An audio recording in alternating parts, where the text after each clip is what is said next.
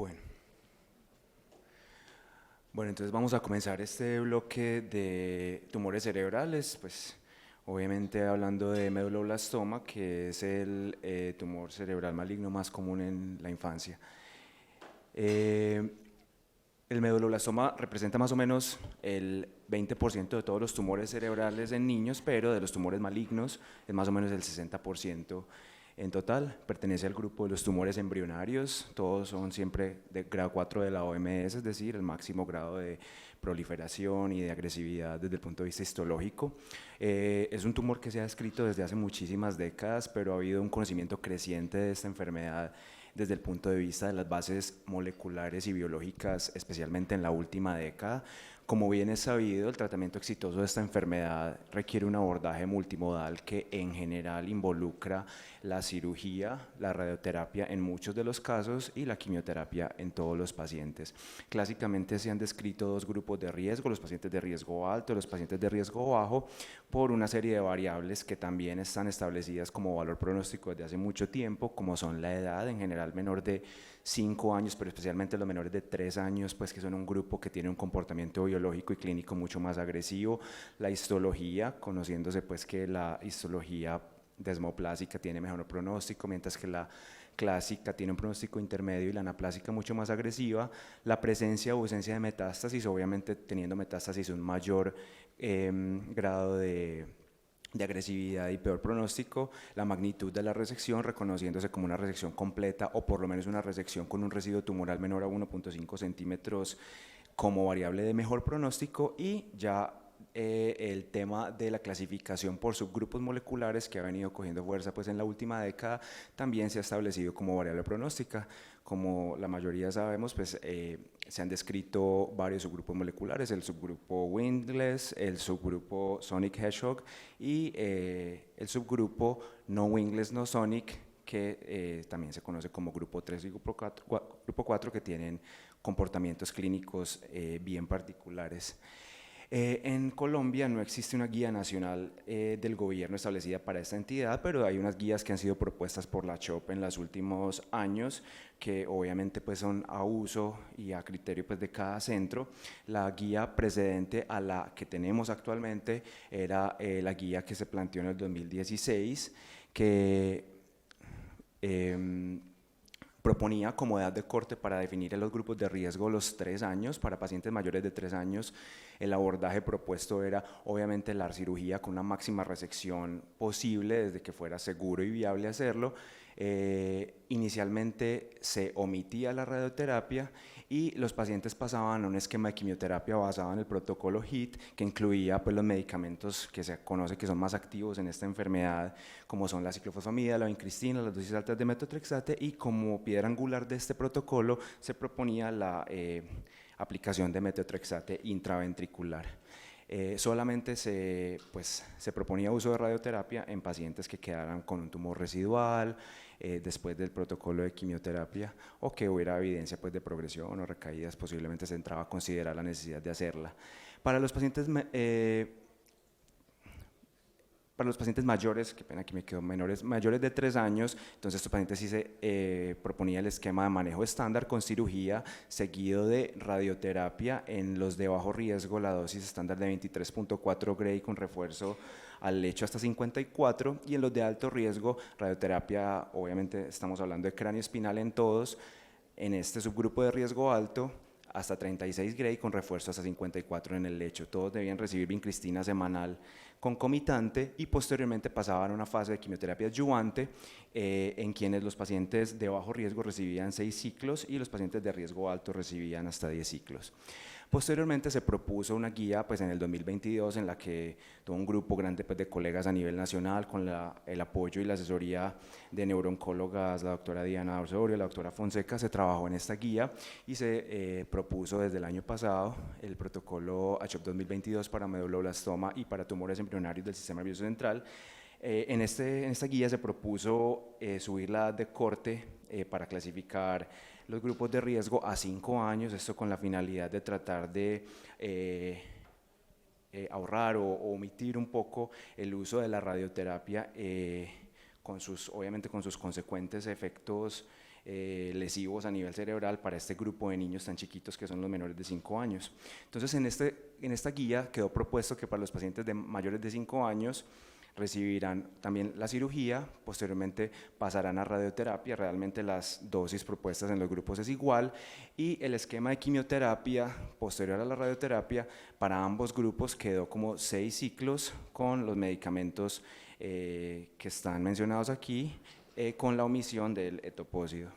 Y para el grupo de menores de 5 años, quedó planteado que serían llevados a cirugía, la radioterapia tampoco estaba indicada en este grupo de pacientes y la quimioterapia era basada, la propuesta está basada en el protocolo Head Start. Los pacientes se propone que recibirán 5 ciclos de inducción con quimioterapia a dosis alta, ciclos bastante intensos, aplaciantes, que requieren bastante cuidado de soporte multidisciplinario, y posteriormente los pacientes pasarían a consolidación con trasplante autólogo de progenitores hematopoyéticos y solamente se reserva la radioterapia para este grupo de pacientes en caso de que tenga un residuo tumoral que no sea operable luego de terminar la inducción y la consolidación. Esa es la propuesta pues, que se pasó desde ACHOP.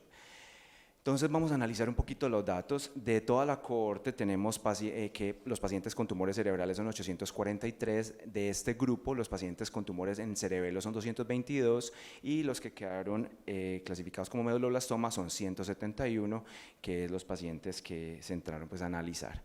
En cuanto a la distribución por ciudades, realmente es representativo como de toda la cohorte, las proporciones son muy similares a lo que hemos visto en las diferentes enfermedades. En este punto no hay un dato diferente pues como que destacar. En cuanto a la distribución por ciudad de aseguramiento, también encontramos que son muy parecidas y representativas las proporciones entre los regímenes subsidiado contributivo y especiales con respecto al resto de las enfermedades que hemos revisado hasta el momento. Bueno, en cuanto a la distribución de acuerdo a la histología, edad y variables quirúrgicas, sí hay unos datos interesantes. Entonces, la mayoría de los pacientes quedaron clasificados como medulloblastoma no especificado. Esto es porque obviamente en el CIE-10 digamos que hay diagnósticos que no permite clasificarlo muchas veces dentro de estas variables histológicas específicas, entonces quedan dentro de esta categoría. La segunda más común sería la variable desmoplásica, luego el anaplásico, y encontramos algunos casos pues, de unos reportes de histologías mucho más raras que quedaron también registrados. Los pacientes menores de 5 años representan más o menos la cuarta parte de toda la cohorte, son 22%, son niños pequeños menores de 5 y el resto son mayorcitos, pues mayores de 5 años. En cuanto a la intervención quirúrgica, pues la mayoría de los pacientes fueron llevados a cirugía, solamente hubo 2 pacientes que no, y en cuanto al tipo de intervención quirúrgica, se logró una resección completa en más de la mitad de los pacientes, un 55%, una resección parcial en 40% y solamente fueron biopsiados 5 pacientes. Y en cuanto a la magnitud de la resección tumoral, los pacientes también, la mayoría, tuvieron una resección considerada como completa, es decir, que quedaran con un residuo menos de 1.5 centímetros cuadrados, un 54% de los pacientes, y el restante pues sí quedaron con un residuo quirúrgico significativo. Bueno, en cuanto a la terapia que han recibido, entonces un 76% de los pacientes, la gran mayoría recibieron radioterapia, la cuarta parte no la recibió. En cuanto a la quimioterapia, pues como se espera, obviamente la gran mayoría de los pacientes la recibieron, pero sin embargo hubo un porcentaje no despreciable de pacientes que no la recibió. Sería interesante pues, analizar esos casos que pudo haber pasado, si fue que pacientes que consideraron de pronto el manejo paliativo desde el inicio o tuvieron otras circunstancias que hicieron que no fuera viable ofrecer quimioterapia. Y en cuanto a la clasificación de riesgo, pues es interesante que, como está descrito en la literatura, la mayor parte de los pacientes quedan clasificados como de riesgo estándar. Quizás en la literatura se encuentra que el porcentaje de pacientes de riesgo estándar son un poquito más altos, posiblemente el 65% aproximadamente, pero por lo menos pues si digamos que nos encaminamos a replicar lo mismo que está publicado, que es que la mayoría de los pacientes son de riesgo estándar y menos de la mitad son de riesgo alto. En cuanto a la distribución de acuerdo a la clasificación de Chang y a los estudios moleculares, entonces la mayoría de los pacientes, un 68%, no tenían metástasis al diagnóstico, mientras que el restante sí tenían, siendo la mayor proporción de este restante un M1 y ya en menos proporción pues clasificación M2, M3 y M4.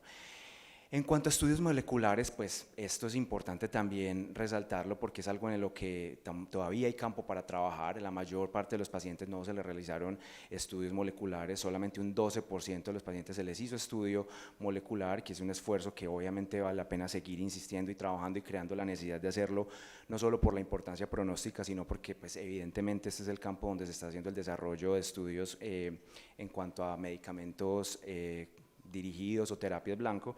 Y en cuanto a la información que hay sobre los estudios moleculares, pues hubo esta distribución, pacientes del grupo Winglet solamente 1, grupo 3 y grupo 4 para un total de 6 pacientes registrados. Bueno, entonces ahora para las curvas de supervivencia, entonces está la supervivencia global y libre de evento para todo el grupo de niños y adolescentes con meduloblastoma. Se obtuvo una supervivencia global de 65%, calculada a 60 meses, y una supervivencia libre de evento de 59%, ya los vamos a ver discriminadas por subgrupos. En cuanto al periodo, aquí está discriminado periodo 2015-17, 18-19 y 20-21 en los diferentes colores respectivamente. Realmente no hubo una diferencia muy importante entre los diferentes periodos, se ha mantenido muy similar el recorrido de las curvas para todos los periodos. En cuanto a la edad, pues como se espera, obviamente sí hay una diferencia importante. Entonces aquí vemos cómo los niños mayores de 5 años tienen una supervivencia global del 71%, con una supervivencia libre de evento de 66%. Siempre vemos que en la supervivencia libre de evento tienden estas curvas siempre a haber una caída temprana rápido, posiblemente por enfermedad progresiva en los primeros meses después del diagnóstico, y claramente el grupo de niños menores de 5 años, pues también, como está descrito ampliamente, un grupo mucho más difícil de tratar, con variables clínicas y comportamientos biológicos mucho más agresivos, pues tiene una supervivencia global de 52 y una libre de evento menor de 47%. En cuanto a distribución por sexo, en realidad en cuanto al pronóstico de supervivencias no hay una diferencia muy importante. Aquí tiende a haber una diferencia al parecer entre el sexo masculino y femenino, pero no es estadísticamente significativa. Es importante pues también recordar que es una enfermedad que es clásicamente más descrita en hombres, y esto también se replicó en la serie, en la cohorte de nosotros, que predomina el sexo masculino también. En cuanto a afrodescendencia, las supervivencias no tienen tampoco ninguna diferencia el ser afro o no en cuanto al impacto en esta variable. En cuanto a la residencia, entonces tampoco hay como una diferencia significativa en las curvas, bien sea que el paciente sea tratado en ciudad capital o ya en áreas que no pertenezcan a las ciudades principales u otros departamentos. En cuanto al aseguramiento, pues sí se nota una diferencia, sobre todo en la supervivencia libre de evento, que es pues importante, del 65 y 50% entre el contributivo y el subsidiado. En cuanto a la supervivencia global, no hay una diferencia significativa. En cuanto a las supervivencias por histología, que también era esperable encontrar una diferencia importante, pues los pacientes con histología anaplásica, que es la curva roja, pues evidentemente tienen desenlaces mucho más desafortunados que los pacientes que tienen otro tipo de histologías. En cuanto a la supervivencia de acuerdo al tipo de cirugía, estos análisis fueron hechos a 36 meses porque digamos que no hubo un número suficiente de pacientes para hacer un análisis un poco más tardío, pero claramente se ve cómo la magnitud de la resección se reproduce, que es una variable pronóstica fidedigna en estos pacientes, siendo así que la resección completa, pues la supervivencia global se ve reflejada en un 78%, mientras que los pacientes con resección parcial baja a 62%, y los pacientes pues realmente con biopsia solamente, pues obviamente mucho menor. Esta ya es específicamente de acuerdo a la magnitud del residuo tumoral, o sea, discriminando la resección parcial, bien sea porque haya quedado un residuo tumoral menor de 1.5 o un residuo mayor a 1.5, y vean como también el punto de corte del residuo, específicamente el tamaño, también se comporta y se refleja en cuanto al pronóstico de los pacientes. Los pacientes que tuvieron un residuo menor a 1.5, también la curva de supervivencia es mucho mejor que los pacientes que tuvieron un residuo mayor a 1.5, que ven que cae mucho más la curva y el pronóstico es peor. En cuanto a las supervivencias por clasificación de riesgo, entonces en general en la corte quedó que los pacientes de riesgo estándar tuvieron una supervivencia global del 74%, que en realidad pues es relativamente comparable con muchas de las series que uno encuentra a nivel mundial, y la supervivencia libre de evento del 71%, mientras los pacientes de riesgo alto tienen una supervivencia global del 58% y libre de evento del 52%. Estas son gráficas que traje comparativamente. Este es un trabajo publicado en un estudio fase 3 en Estados Unidos, donde valoran la supervivencia de los niños con medulloblastoma. Y vean, por ejemplo, como en esta gráfica, la segunda gráfica, vemos cómo los pacientes de alto riesgo, en realidad la supervivencia también cae inclusive por debajo del 60%, y la supervivencia en los pacientes de riesgo estándar sí se mantiene alrededor del 80%. O sea, quizás algunos puntos porcentuales por encima de nosotros, pero no son gráficas que sean radicalmente diferentes a lo que encontramos en la cohorte de Vigicáncer. Este es otro trabajo que es de los canadienses, donde vemos que también se reproduce más o menos exactamente lo mismo. La línea amarilla son los pacientes de riesgo estándar, la línea verde son los pacientes la línea amarilla, pacientes mayores de 14 años, la línea verde, pacientes de 5 a 14 años, y la línea azul, pacientes menores de 5 años, que serían los de riesgo alto. Miren cómo las supervivencias caen también a menos del 60%. Y este es un trabajo que fue publicado en otro país de medianos y bajos ingresos en el sudeste asiático, que es Tailandia, que en muchos aspectos sociales es relativamente parecido a Colombia, donde vemos cómo también se reproduce, inclusive tienen algunos resultados que pueden ser inferiores en pacientes, por ejemplo, con tumor residual mayor a 1.5 centímetros. Miren cómo la supervivencia cae inclusive menos del 40%, mientras que tumores residuales mayores de 1.5 centímetros pues logran sostener un poquito más la supervivencia, aunque al final también termina casi que igualándose las curvas. Entonces, eso es lo que les traía pues para presentarles en cuanto a medulloblastoma. Creo que queda abierta la discusión para si hay inquietudes, preguntas. Creo que todavía hay pues campo para trabajar y para seguir mejorando, sobre todo el tema del diagnóstico, la oportunidad del tratamiento, el seguir trabajando en crear la necesidad de tener las variables moleculares que nos permitan tener un pronóstico más específico en los pacientes. Y lo otro es que claramente si la propuesta de manejo va a ser que los pacientes menores de 5 años sean de riesgo alto, se consoliden con trasplante autólogo, pues que estos pacientes se manejen en sitios donde tengan la oportunidad de ser evaluados oportunamente por el grupo de trasplante, para obviamente no perder la oportunidad de hacer la recolección de células madre y el protocolo de quimioterapia del trasplante en los tiempos que deben ser. Mil gracias y quedo pendiente si hay alguna inquietud, alguna pregunta o alguna discusión. Sí, el doctor Garay está conectado, pero déjame, Jorge, yo quería preguntarle algo a la doctora María Paula, porque la doctora María Paula publicó su experiencia Tijuana, San Diego, Tijuana, en esa colaboración que tienen ustedes para tumores cerebrales. Y definitivamente el factor pronóstico, y lo vemos ahí, y se ve en todas las publicaciones, el factor pronóstico más importante es la cirugía. Entonces quería que comentara un poquito, porque yo vi, ahí estamos teniendo que 55% de resección completa, que parece muy bajito para medulloblastoma. Entonces quería que comentaras un poco sobre eso, y luego entonces con el doctor Garay, que está conectado. Sí, gracias. Nosotros hicimos un proyecto de colaboración entre el Hospital de Niños de San Diego y en la frontera con México, en el Hospital General de Tijuana, que es el centro de referencia del noreste de México. Es un hospital gigante y increíblemente en esa zona de México no hay acceso a neurocirugía. Entonces la sobrevida de medulloblastoma y todos los tumores cerebrales era cero en el 2008.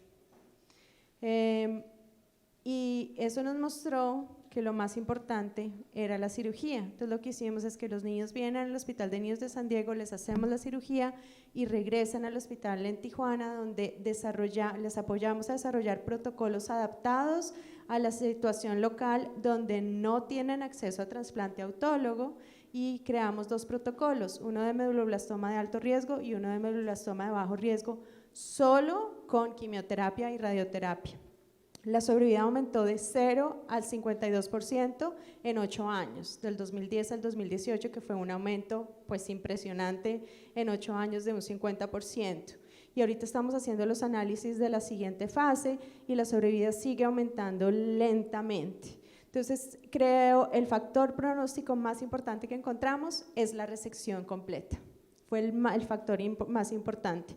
Y sí logramos una resección completa en mayor del 90% de los pacientes cuando se hace con neurocirujanos entrenados, capacitados, con experiencia. Entonces, en ese momento, aunque yo soy oncóloga en leucemias y linfomas, revisé la literatura y la literatura muestra que hay un beneficio gigante en centralizar la atención de los pacientes del sistema nervioso central en centros de referencia, porque estos pacientes necesitan un tratamiento integral multidisciplinario extremadamente complejo, es de los pacientes más difíciles de tratar en cáncer infantil. Y las soluciones en salud global más efectivas son hacer centros de referencia, en vez de tratar de descentralizar la atención, fragmentarla, fortalecer centros de referencia grandes donde se refieren los pacientes. Estos centros son los que adquieren la experiencia, ¿sí? Y yo pienso que en estos centros se pueden llegar a hacer este tipo de protocolos como el que se está proponiendo en este momento. La otra situación para considerar es volver a lo que hablamos ayer. Eventualmente la meta es tener la evaluación de cada centro, a ver en qué nivel está, y eventualmente tenemos que ser honestos de que hay pacientes que no van a llegar a tener trasplante autólogo. El protocolo propuesto de Head Start es extremadamente tóxico. En mi hospital no lo usamos, donde somos nivel 4, cuidado intensivo, es el centro más grande de oncología de la costa oeste, y no usamos Head Start, solo en casos muy específicos, porque es extremadamente tóxico. Esos niños duran hospitalizados 2 a 3 meses y luego se recuperan de la quimioterapia y ahí mismo toca. Entonces es algo para considerar realmente en un país como el nuestro, si vamos a estar dispuestos a dar un protocolo tan tóxico como el Head Start, y más bien pensar en adaptar a de pronto los centros que tengan las habilidades de dar la atención multidisciplinaria, que serían unos centros muy pocos, muy puntuales en Colombia, y en los otros centros considerar la adaptación a un protocolo local que sea así fácil, alto riesgo, bajo riesgo. De hecho, en nuestra clasificación del protocolo, y lo vamos a publicar pronto, entonces pronto lo van a tener, ni siquiera tiene biología molecular. Nosotros les hicimos biología molecular, pero ni siquiera tiene biología molecular, y la sobrevida aumentó dramáticamente, y es con quimioterapia. En México no hay una de las quimioterapias y terminamos usando carboplatino, ¿sí? Entonces es una adaptación, esa adaptación del protocolo sí la publicamos, y entonces yo creo que es algo para considerar, y gracias por la pregunta.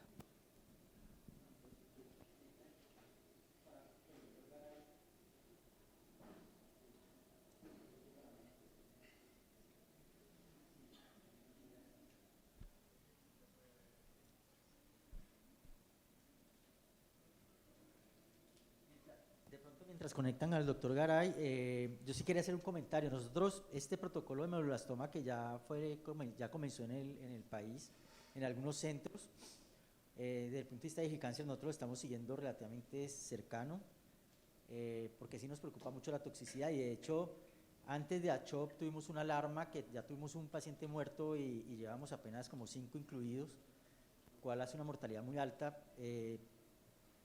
Luego hemos visto que incluyendo ese paciente y no ha vuelto a haber ninguna otra muerte, pero si llegara a haber otra muerte, pues toca suspenderlo. O sea, es demasiado tóxico.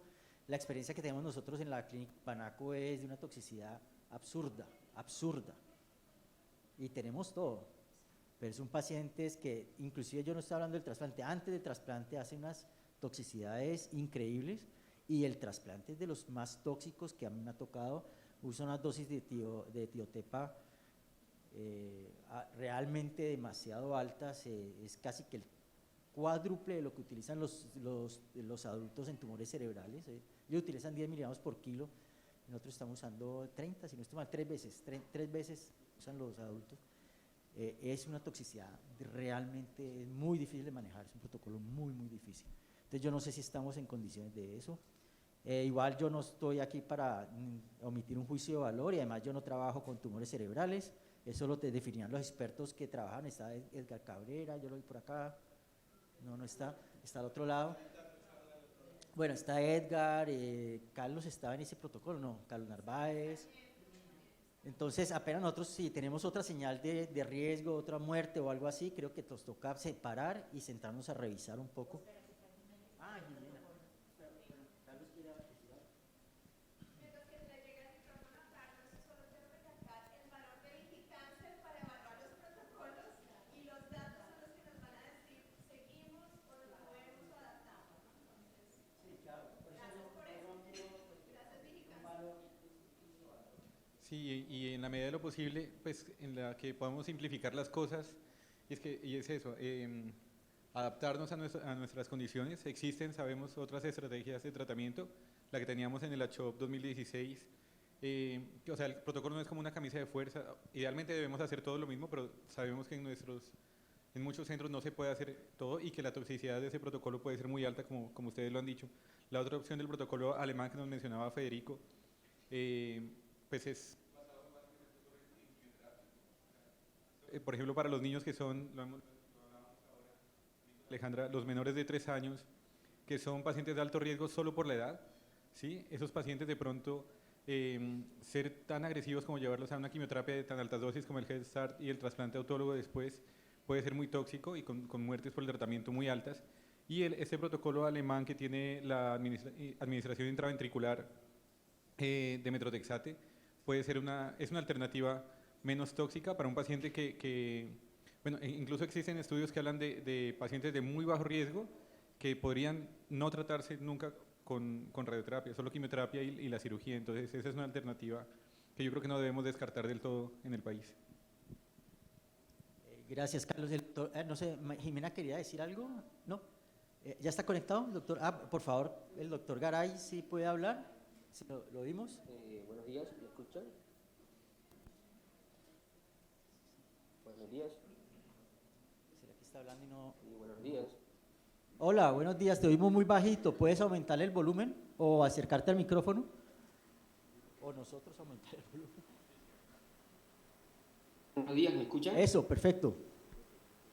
Sí, ok, bueno. Yo creo que ya se han dicho lo más importante. Me pareció muy importante la presentación de los datos de nuestro país, y muy valioso el aporte que hace la doctora, no me recuerdo el nombre, perdón, la representante de México. Creo que definió en pocas palabras los retos. Simplemente quería hacer un par de comentarios.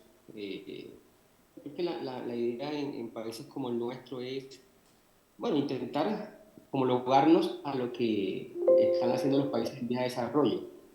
Pero segundo, crearnos unos retos, ¿verdad? Retos alcanzables, ojalá en los siguientes 4 o 5 años.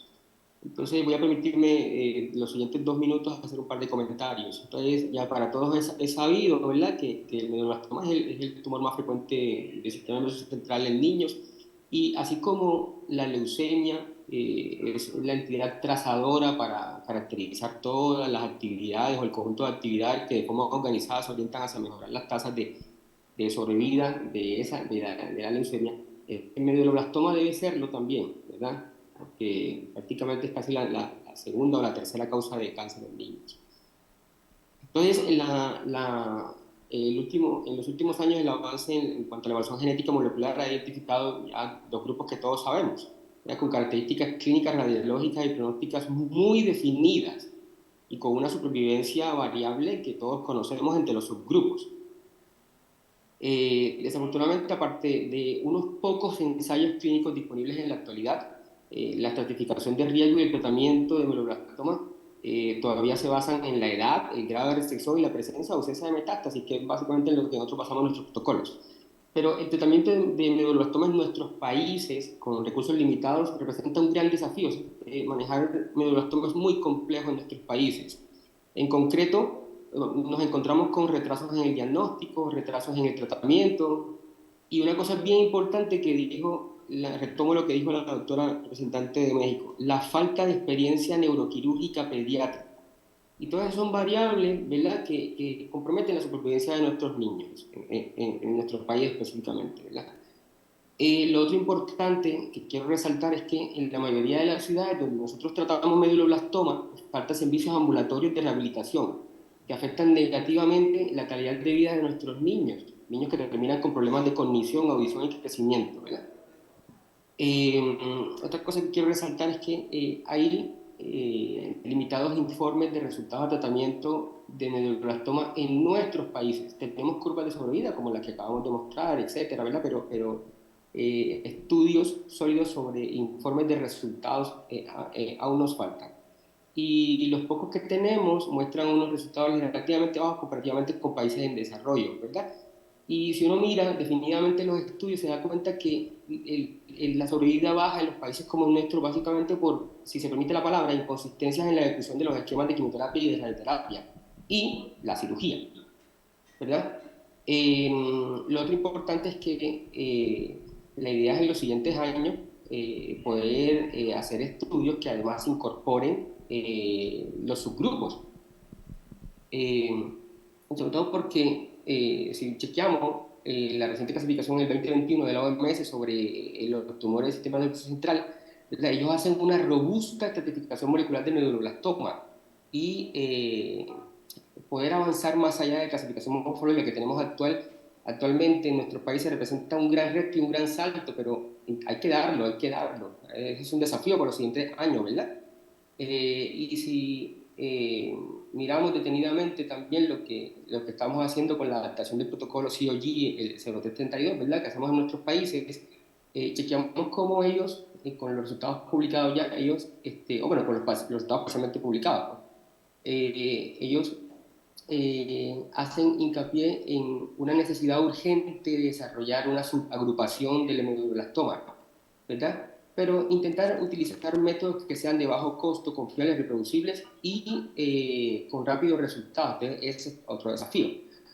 Entonces, para terminar con la intervención mía, digamos que ¿qué nos queda a nosotros como país vía desarrollo? Primero, disminuir demoras en el diagnóstico y la remisión de niños con tumores cerebrales.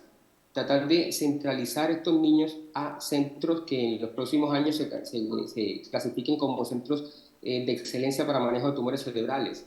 Mejorar el cumplimiento de los protocolos de tratamiento y evitar demoras en el inicio de la radioterapia y la interrupción de esta, ¿verdad? Bueno, gracias David. Tenemos que parar acá porque ya seguimos con la próxima charla. Muchísimas gracias, Federico. Estuvo muy buena la presentación.